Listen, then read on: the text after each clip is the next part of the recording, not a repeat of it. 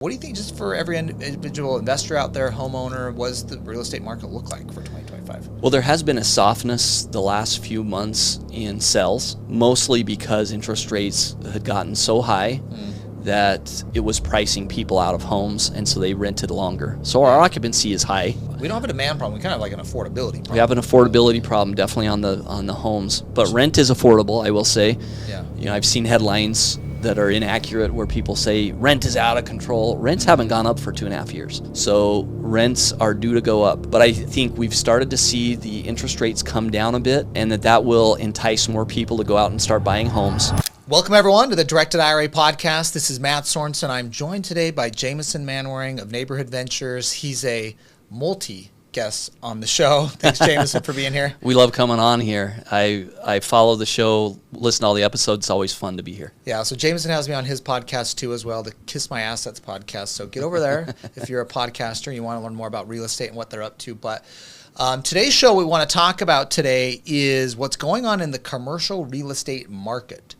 And why I want to talk about it is I was talking to Jamison recently about one of the deals they're working on, and I was like, what's going on out there in the commercial real estate market? I think a lot of people are used to residential right now doing pretty well. You know, it seems to be pretty stagnant or going up. It doesn't seem like there's a lot of foreclosures on the single family lease side of things. But we see these headlines on commercial real estate, and I saw one of these from fourth quarter, the end of 2024, the most recently released data of what's going on in the commercial real estate market. They said the CMBS category, that's commercial mortgage-backed securities. These are bonds.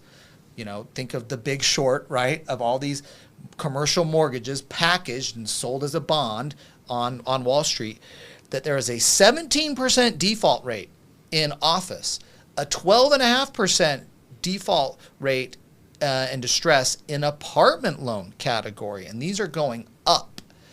And so there's some blood out there in the water. Yeah, there is. There is. So, I mean, let's talk about, I know you've seen kind of in big picture, and I don't want to get into like an specific deal you guys have right now that is a perfect example of what's going on. Yeah, I don't think anyone's surprised by that office number, because we've been talking about the problems with office for a few years since the pandemic. Yeah. Work from home has had a big impact there. Some of that's starting to taper off now. I think some people who own a lot of office space, they've cut bait on some big deals. They've handed the keys back. Some of the big Blackstone and big operators have kind of cleaned their books up, and now I think office is kind of starting to turn a corner a little bit. There's still in big metros some office conversions that they're trying to do to add more housing. Yeah. But no one's real surprised by the office because we know that that's been there. I think multifamily is really stands out because from a high level, there's a ton of demand. There's right? not exactly. The demand hasn't gone anywhere. That's the office issue, was demand kind of left. That's right. But the multifamily demand's still there. And part of that is because housing is so expensive right now to buy a home with where rates are at, and people have not brought the sell prices down to make it affordable. So the cost to buy a home right now is 50% more expensive than it is to rent the equivalent home. That's a national number, and that's the highest it's been in 40 years. So there's a big disparity still today. It doesn't make sense to buy anything. It makes sense to rent in almost every situation in most markets, certainly in Phoenix. And even the new build demand of homes and the cost of construction does not seem to be going down either. Cost of construction is going up. Yeah. So with the tariffs, with the inflation that we've had over the past few years, a lot of those materials, the cost has stayed high. When tariffs happened before, the Trump tariffs happened before in the prior term, we saw our cabinet costs go up double because we get most of those shaker cabinets from China off of the boat and buy a whole shipping container, but they doubled. So the cost of materials is going to go up. We expect that. We also think there's about 10 to 15% of the construction market that is undocumented. Yeah. And a lot of that, there's certainly going to be pressure on the labor for construction, and we actually felt some of that. We had a couple folks leave who they were they had their papers together, but their family didn't, and it causes issues. Mm-hmm. And so costs are going to continue to rise when it comes to build. So that's why housing is, and when you see multifamily, you're like, that doesn't make sense. The fundamentals are in place. But last year, we saw some of this happening because interest rates went from 0 to 5% in 18 months. Unheard of, unprecedented increase in rates. And when you own real estate that has a fixed income stream, but your cost of debt increases at that level, some deals do not make sense anymore. Yeah. So the folks who are in delinquency here, they had floating rate debt. That debt is all now reset by about 5% difference. And it's the same it doesn't thing, make sense it's the anymore. same thing of, if you bought a house, I guess, on a variable rate interest, everyone feels like a genius that bought a home at a 3% interest rate. Yep. Right. But what was happening, and I guarantee you this 12.5% delinquency rate here is those rates were not fixed. Floating rate, absolutely. That's floating rate, and their deal cash flowed great. They were making money on the rents, and all of a sudden their debt service costs double because the rate goes up, and now they're cash flow negative, and the lender's like, you owe us more money? It went from, imagine a $100 or a $10,000, imagine a $10 million loan or a $50 million loan go from 4% interest to 9%. Yeah. And that's the scenario. And your income stays the same. You can't raise rents to make up that difference. Right. The tenants are like, we can't eat that cost. I mean, maybe go up $100, a month rent on me, but I'm not covering all of that spread. And one thing we did refinance and put fixed rate debt on about a half a dozen of our buildings when they were 3% and 4%. We're happy with that. Some other people did that as well. Yeah. And those properties you do feel real great about. Yeah. But in some cases you can't put fixed rate debt on buildings. Let's say you're in the middle of a remodel project. Yeah. Let's say you're trying to stabilize it and lease it up, or you're building it. It's new construction. The stabilized debt is only available if the property is generating cash flow and a bank's ready to come in there and put permanent debt on it because the asset is stable. Yeah. So that's also there's some speculation in there, and there's also just the scenarios where they didn't have the option. Okay, well, let's get in specifically here because I just kind of want to set this up from the big picture standpoint. But the reason I found this the most helpful to understand what's going on is to talk about the exact deal you're doing right now. Because you guys are buying a deal right now in Phoenix, a multifamily property, about 70 units. And I've invested in some of Neighborhood Ventures deals before, just disclosure, so I've kind of got to know them and their team. And this is not meant to be an endorsement, do your own diligence, yada, yada, But I was kind of, when Jamison and I were meeting last time, he was telling me about this deal right now, and I'm like, dang, we've heard about these deals and that there's this distress, but then I got to know, this is actually really happening. And let's talk through this current deal you have right now that's coming through a foreclosure, really. Yeah, we started seeing those interest rates rise, and as we got into early last year, interest rates started leveling off. The Fed kind of put their foot off the gas pedal. Yeah. And it was at that point where we decided we wanted to get some dry powder to be able to go execute these deals. But what had ended up happening is most of the lenders did what's called extend and pretend. They would go to the sponsor of the deal and say, let's look at the financials. You're supposed to renew. You're supposed to refinance. But we won't make you do it just yet. We'll give you another 6 months. We'll give you another year. Mm-hmm. And that is what happened in most scenarios last year. In fact, we were close to buying a project that was about to go in foreclosure, and at the last minute, the lender said, we'll give you another 6 months. Yeah. We're now looking at that deal now because what's happened is the lenders have said, we gave you the 6 months, we gave you a year. Things have not changed. Mm-hmm. Interest rates are about the same as they were a year ago.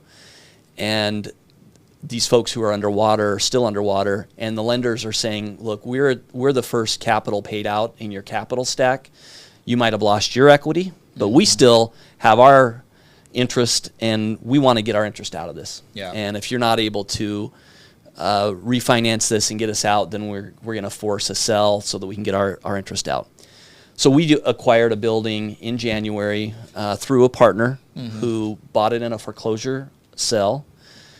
It happened on January 2nd, and everyone actually expected the lender to extend and pretend another 6 months because this is in Arcadia. Yeah.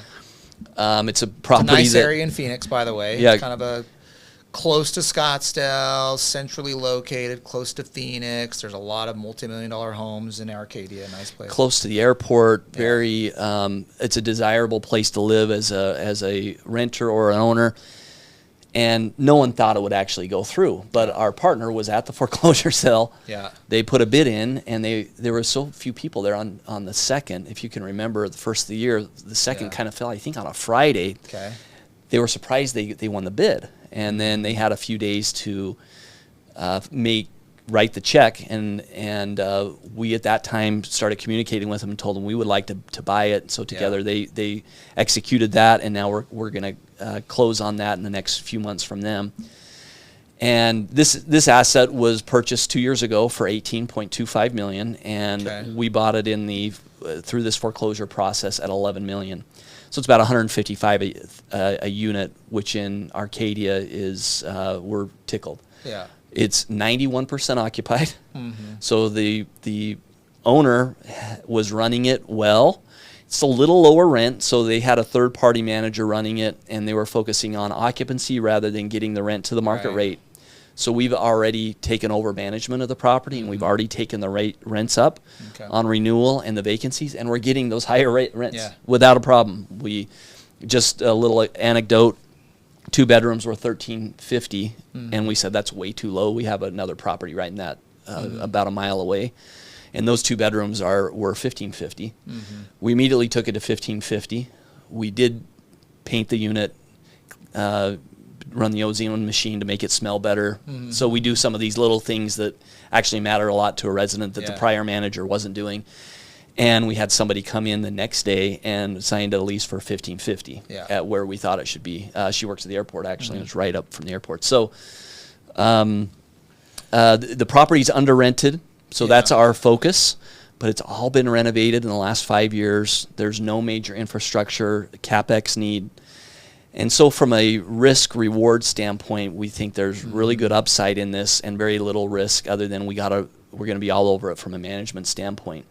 But this all came about because these lenders are now putting the pressure on the sponsors, and they haven't in the last 18 months, and I think you're going to see more of that, and we're already seeing more of that this year. Yeah, they're like the rope's running out, so to speak. I mean, there's no more, and I think you'll see more and more of this. It sounds like you're seeing more and more coming up down the pipeline than you've seen in the last couple of years, and so we've heard about the distress, and you know, they're hoping some of these deals work out, and I bet every once in a while some of them do work out. They come up with their financing, or they bring in other investment capital. The current borrower sponsor thinks they sees the long-term vision of it and puts more capital in it. That's right. And if they don't, then the bank's like, okay, well, we really are going to foreclose. Yeah, we're going to give you a little time. Yeah. And if the sponsor is communicative, if they're running the property well, they're likely to get more time. Yeah. But they've kind of already got that time. Yeah. And so we also have folks out there who they've had rate caps, and those rate caps, a lot of them are starting to expire. Yeah. Explain a rate cap, what that is. So if someone's buying multifamily type real estate, explain what the rate cap is. A lot of times, commercial real estate in general. Yeah, they'll get floating rate debt, but the lender will require them to get a rate cap. It's basically insurance on if the rates go up. Okay. That the rate cap will cover the difference if the rate goes up beyond a certain range. Okay, and so they have to pay for that. And they have to pay cost for of the borrower. Yeah, so the borrower pays that at closing. That's right. Yeah, it's like insurance. It's like insurance, and it's required in many cases, but those only have a term on them. Yeah. And a lot of those rate cap companies, when rates went up by 5%, they took it in the shorts. They didn't do well. Yeah. So upon renewal, those rate caps are extremely expensive. Yeah. So some folks listening might be involved in capital calls where the sponsor says, hey, we need to extend our rate cap, and we need to raise X to pay the rate cap. Can be the right thing to do, but in many cases, that rate cap is only good for another year or two. Yeah, and you're going to be back. And you're going to be back at that. Yeah, and you're crossing your fingers of where rates go. Yeah. And really, the most prudent thing to do in that situation is figure out a way to put permanent debt on that's bank debt that has a fixed rate.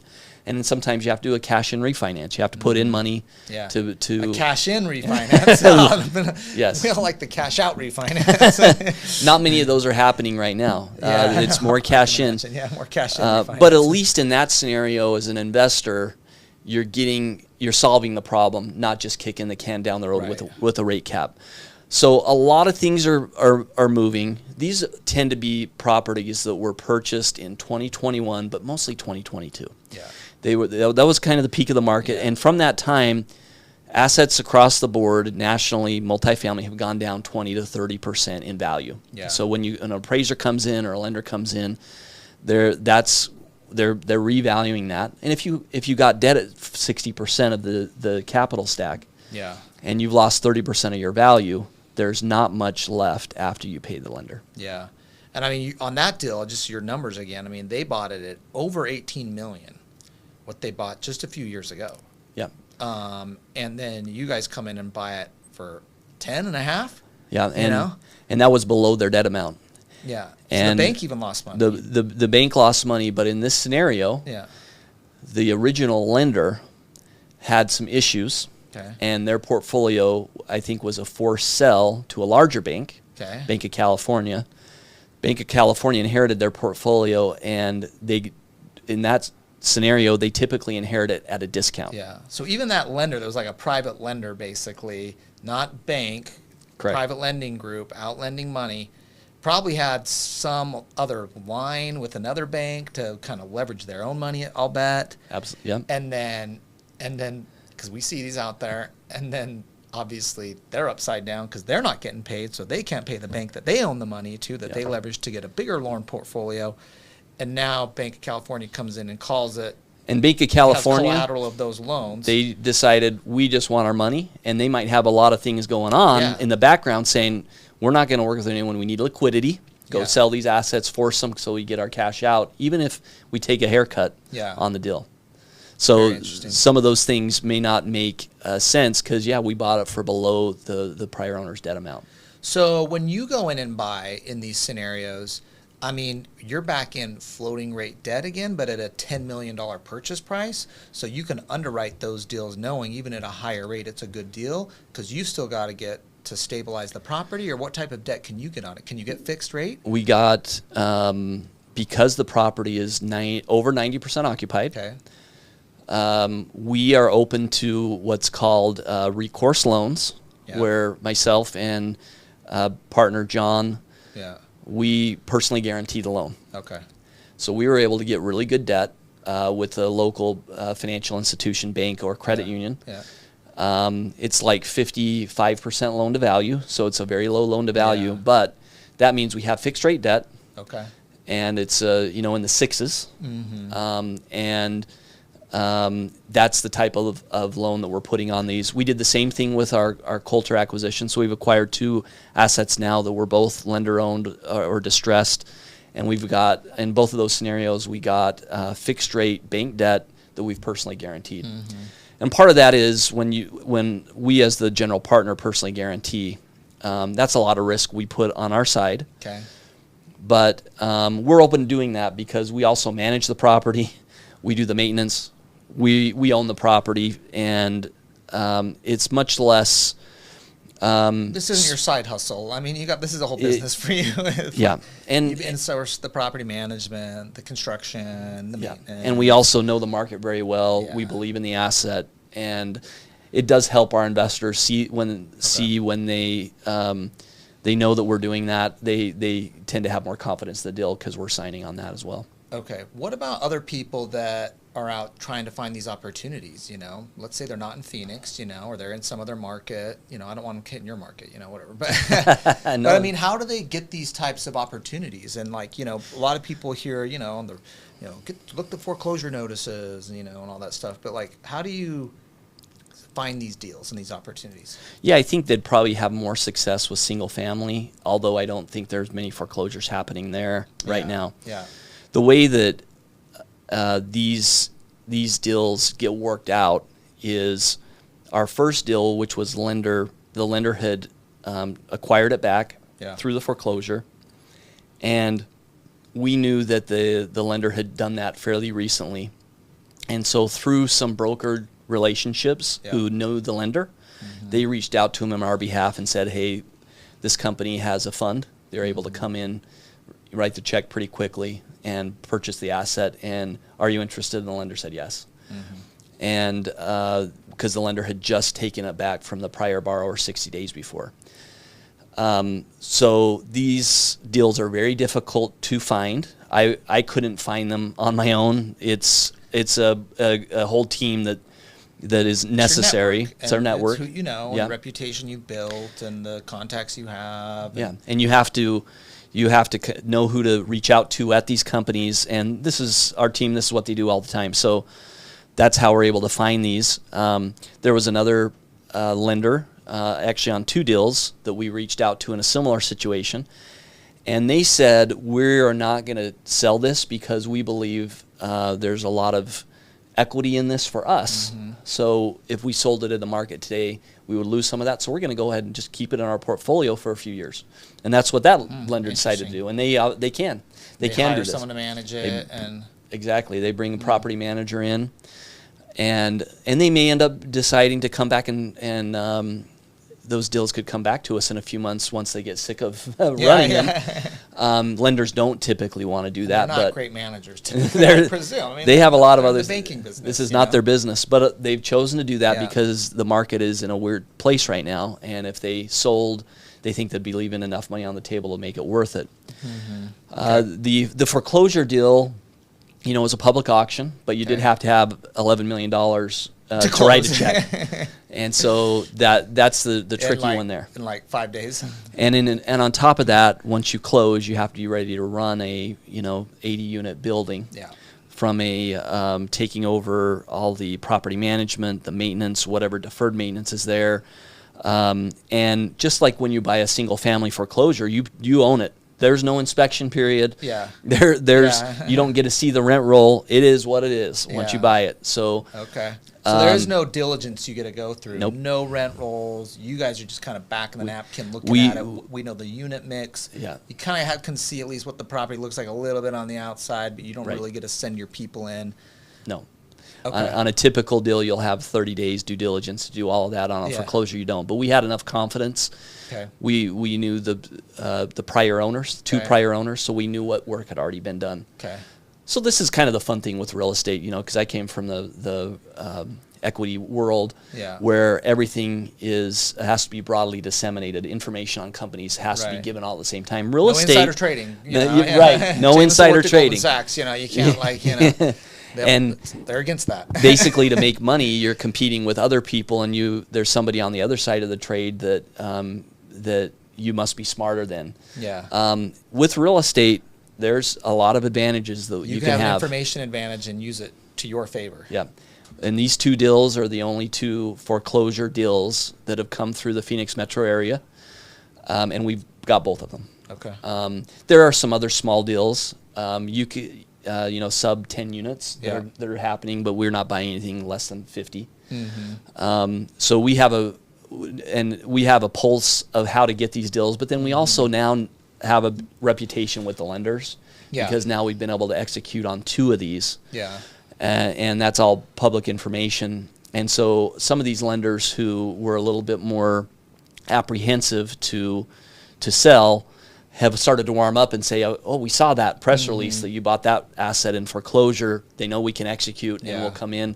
And that continues to be an advantage for us, I think, this year. We want to buy as many as we can this year. We don't know how long this window is going to be open, but it's basically been prompted because banks are now saying time to make us whole. Well, how do you guys execute on these? Because if you got 5 days to close on this example deal, you guys are raising capital all the time. I know you've got the REIT, that you have individual deals that you raise capital on. But And how does that work with investors? Because there's no way in heck you're raising capital in 5 days. We raised that capital already in our Arizona Multifamily Opportunistic Fund. Okay. Long name. Yeah. But what it means is this fund was set up to buy assets in Arizona. Fund. Yeah, your words, not mine. I mean, it's buy low, guys. Yeah. Sell high. This is the buy low part. Yeah, that's it. And we raised that in a fund structure so that we have it available to go execute on them. Okay. Once we've executed and secured a property, then we also raise capital for that property specifically. Okay. So that gives us the ability to allow investors to come in individually on our deal right now. If you're an Arizona investor, you don't have to be an accredited investor. We use Arizona crowdfunding laws. So $5,000 minimum to invest in the deal specifically. If you're outside of Arizona, it's a $25,000 minimum. Yeah, and you have to be accredited. And you have to be an accredited investor. Okay. Or you can invest in the fund, and the minimum there is $50,000 as an accredited investor. And we have approaching 200 investors in that fund right now. So that's how we did it. We did it early.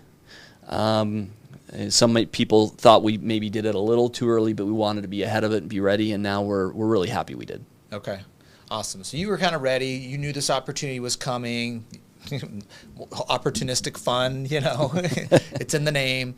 Already been raising, and I know you have capital partners too, of course, and you guys have the relationships with the banks and stuff, as you mentioned, because you've already got the fixed debt figured out on how you're going to move forward. So, all right. Well, so if someone is interested in that deal, what do they do? Like, I mean, that you have the opportunistic fund, and this is not meant to be a solicitation. I get the questions, so Yeah, do you know what? I get the email if I don't ask it here. So. Right. Where do they go right now then? Is it in the opportunistic fund, or is it a separate syndication or deal? Well, and I'll tell you, a lot of the conversations we're having right now is people looking at what the market has done the last few years, the stock market, and it's done very, very well for 2 years in a row. Yeah. Most projections are expecting it to be 8% or something this year. So another strong year, 8% is good. But a lot of our investors in our first deal, we raised $4.5 million. We oversubscribed actually on it. But it was only with 90 investors. Mm-hmm. Typically in deals past, we have a lot of smaller investors. Now it's kind of skewing the more sophisticated, higher net worth. Now we still love our smaller investors, and it's open to them, but it's kind of more the sophisticated folks who are taking advantage of it. Yeah. Because the conversations we've been having is, okay, the market's done great. What's the opportunity here the next few years? Mm-hmm. And I believe it's buying some of these assets right now that are in great locations like Phoenix on the dip. Yeah. With a group like ours that are going to run it really well. And now we have these tailwinds behind us because we bought it low, but we still have a demand problem. So rents are going to be moving up. Rates are most likely going down from here. So I think there's a great opportunity over the next 5 years with real estate because of where we've come from. And folks can invest directly in this deal, Venture on 52nd. It's open right now. I think we're about 50% raised. It's a $5.5 million offering. It's a max offering. Or they can invest in the fund, which will invest in 5 to 10 deals that look like this. Okay. And our projected return on the fund. So those two different funds are going to co-own the deal, or how's that work? Sorry, if you invest in this offering directly, you just invest in this property. And we have some people that they would rather invest in one property rather than invest in a fund. Okay, yeah. So we open it up to that investment. But the deal is owned within our opportunistic fund. Got it. Okay. So if you invest in this offering specifically, you will only invest in Venture on 52nd Street. If you invest in the fund, you will invest in 5 to 10 deals that look like Venture on 52nd Street that are bought in distressed situations. Okay. Your guys' website, neighborhood.ventures, where people can learn more about that. Well, what do you think? I mean, what do you see just in real estate in general for the rest of 2025? You see a little more foreclosure and some opportunities, hopefully for you, to buy in the dip, as you said there. What do you think just for every individual investor out there, homeowner, what does the real estate market look like for 2025? Well, there has been a softness the last few months in sales. Okay. We saw that in December, in January. mostly because interest rates had gotten so high that it was pricing people out of homes, and so they rented longer. So our occupancy is high. Yeah. We don't have a demand problem. We kind of have like an affordability problem. We have an affordability problem definitely on the homes, but rent is affordable, I will say. Yeah. I've seen headlines that are inaccurate where people say rent is out of control. Rents haven't gone up for 2.5 years. So rents are due to go up. Landlords like us, we've had higher insurance costs, about 10% higher each year over the last couple of years. We have higher maintenance costs. With all the natural disasters, that's what's driving insurance costs higher, and we haven't been able to pass any of that on to our residents. So rents are going to be moving up, and there's room for rents to move up. But I think we've started to see the interest rates come down a bit, and that will entice more people to go out and start buying homes. But we do not have a shortage of people who want to rent our units. There's also been a mindset shift where we're not buying a home for a while. We're just going to rent. Yeah. And I think as long as interest rates stay in the range that they are, we're going to continue to see that. If they come down dramatically, I think that'll be a good thing. There's a glut of folks who are ready to go buy, and they've been waiting for that to happen. Okay. All right. Well, thanks so much, Jameis, for coming on and sharing that. I wanted to kind of talk about what's going on in the economy. I know it's been in the news. People have been following the stock market. It's been down. Where do I invest? What's going on in the real estate market? We hear the interest news. We hear the tariff stuff, the immigration news. How's this affecting the economy? It's been kind of It's been a slow news year so far, right? Yeah, if you follow economic news and policy, it's in numbers. It's been a really interesting last couple months. Who knows what next week has in store for us? Yeah, so it's cool to hear what you guys are up to, and thanks for coming and sharing your thoughts and letting us know about a specific deal that fits into this bigger, broader story of what's going on out there. And for those of you listening, you can learn more about Neighborhood Ventures. Again, neighborhood.ventures. Jamison is got a team there that you can talk to, of course, and you can kind of look up their deals and see what they're doing. He'll sometimes speak at our events as well, so if you ever want to meet, the famous Jamison Manwaring, you can come, And we love investors who use their IRA. I think that's the smartest, the best way to grow wealth. You guys have over 1,000 people that have used an IRA. Yep. To invest in your deals. That's why, obviously, why I love having Jamison, because they've caught that vision. In fact, we've had people who just invested non-IRA money, and then we told them, hey, what about your IRA? And I can use that. And we moved them over. They came over to you, and we love those investors.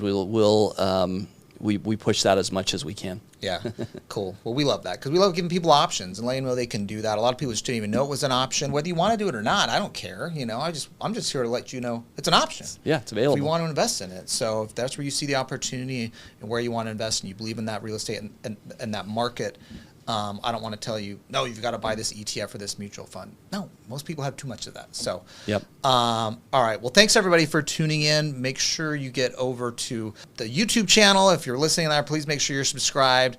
If you're listening to us on the podcast app, please share it with your friends and family. Give it a thumbs up or a 5-star, and we'll see you next time. Until then, stay calm. Self-direct on.